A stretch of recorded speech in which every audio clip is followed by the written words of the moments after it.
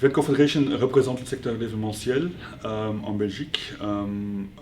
Donc on est en contact avec les stakeholders autour de nous. On travaille sur plusieurs sujets pour le futur, sur lesquels on trouve qu'ils sont importants. Et donc on essaie de promouvoir et d'améliorer le secteur et de le rendre encore plus professionnel comme on est aujourd'hui.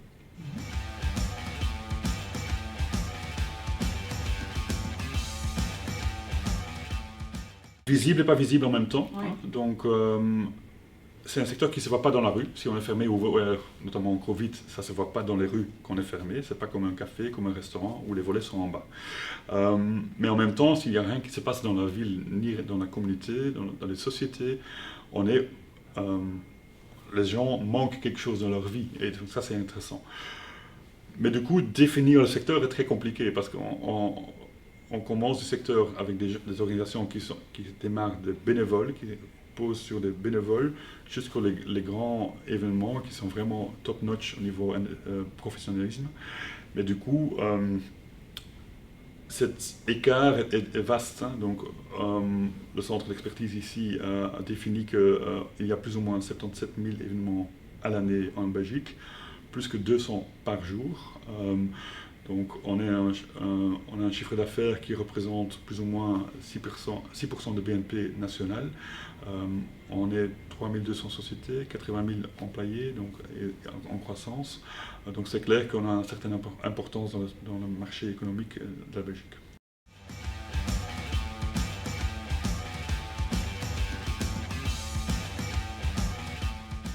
Il y a plusieurs défis qui sont jetés, je dirais, vers nous. C'est durabilité, clairement, hein, en pleine crise énergie. Donc c'est clair que l'attention qu'on doit avoir, comment on va faire les événements aujourd'hui et comment on va faire mieux pour le futur, c'est absolument un point d'importance. Deux, c'est l'innovation. Comment on va faire mieux, comment, évidemment, ça va de main en main avec la durabilité, mais il faut qu'on est encore plus innovatif qu'on est. On est souvent reconnu comme être créatif, ça c'est très bien, mais il faut qu'on dépasse encore ce niveau, il faut qu'on passe au niveau de l'innovation aussi au niveau industriel.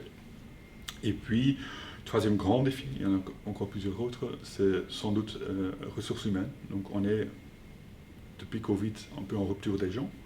Donc il nous faut plusieurs profils à travers le secteur, donc des petits mains, mais aussi des bénévoles, mais aussi des gens avec certaines connaissances techniques, formation, gestion événement et gestion projet, donc à tous les niveaux. Il nous faut des gens pour ajouter au effectif. Ouais.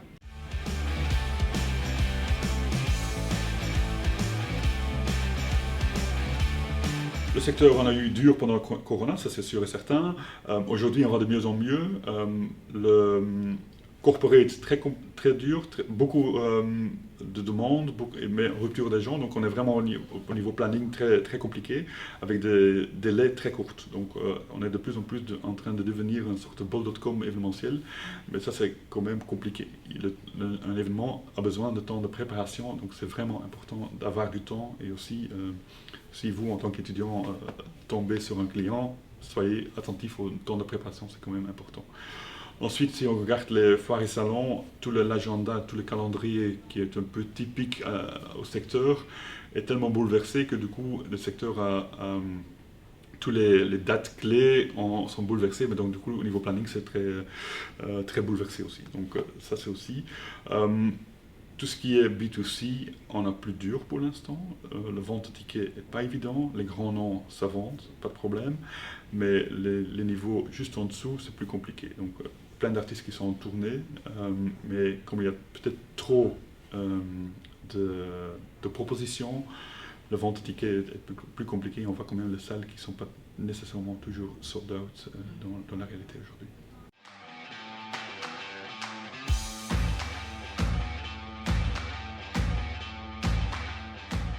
Très bonne nouvelle, il nous faut absolument des gens formés. C'est sûr que de moins en moins, on a la place pour des gens qui sont non formés pour faire leur entrée. C'est très bien que quelqu'un commence à être un bénévole ou dans leur temps privé. C'est très bien pour détecter si quelqu'un est intéressé, si la passion est là. Mais le secteur a quand même évolué tellement fort qu'il faut aujourd'hui des gens formés avec des connaissances, avec une vue sur les compétences qui sont nécessaires. Et de plus en plus, il faut quand même des gens qui sont formés et qui continuent à se former après aussi. Donc c'est très bien à sortir de l'école. Mais une carrière se construit plus large, plus loin. Donc il faut continuer à se former et s'intéresser à de nouveaux sujets.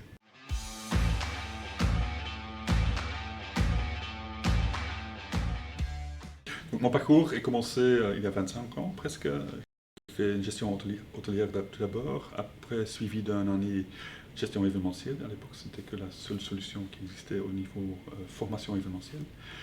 Ensuite, j'ai travaillé pendant 12 ans dans les agences belges, deux notamment, où je suis devenu partenaire dans l'agence Be Art Exclusive Events. J'ai quitté ça il y a 12-13 ans, et puis je suis devenu freelance dans le secteur de l'événementiel, en Europe notamment, plus ou moins. Pendant 12 ans, j'ai fait des événements nationaux et internationaux, lancement de produits, lancement de voitures, sommet de l'OTAN, des projets en Arabie, les Jeux Olympiques à Sochi. Donc ça, c'est grosso modo mon parcours. Et depuis donc, la crise Covid, je suis impliqué dans le Event Confederation, qui était à l'époque encore Corona Task Force, qui a débuté avec 4 fédérations. Et donc aujourd'hui, on est 9 fédérations qui travaillent ensemble dans notre formation de coupole Event Confederation.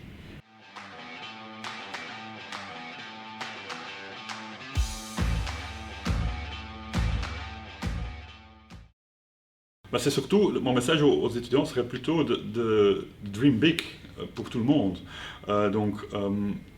Il faut vouloir être le meilleur dans votre petit case, dans votre métier que vous êtes. Est-ce que c'est en tout petit wedding planner et vouloir être le meilleur? Tant mieux. Est-ce que c'est en foire et salon? Est-ce que c'est en corporate? Est-ce que c'est en mode festival? Très bien, mais avoir l'ambition de regarder très loin, oser de regarder et être le meilleur.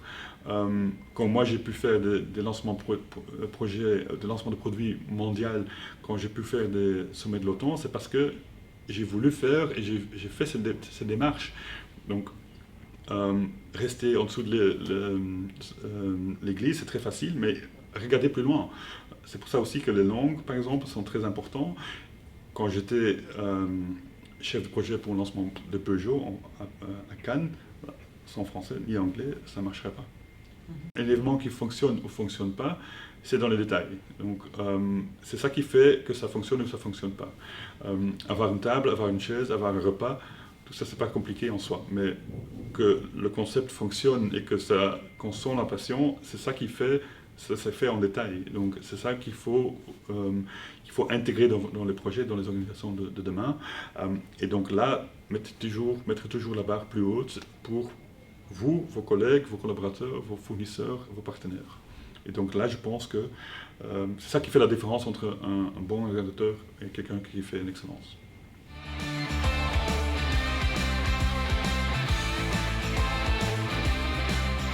Il doit surtout faire connaissance du secteur. Qui est le secteur, comment fonctionne le secteur, qui sont les structures, les organisations, les agences, les entreprises qui matchent avec ce que vous voulez faire. Quels sont qui matchent avec votre personnalité, quelle direction vous voulez faire. Regardez assez large, c'est l'avantage ou le désavantage que c'est un secteur qui n'est pas limité, qui n'est très difficilement à mettre en nombre, mais du coup le secteur est très vaste et très large. Donc vous savez trouver des entreprises, des organisations qui matchent avec votre personnalité et qui matchent avec votre direction que vous voulez chercher plus loin dans votre carrière.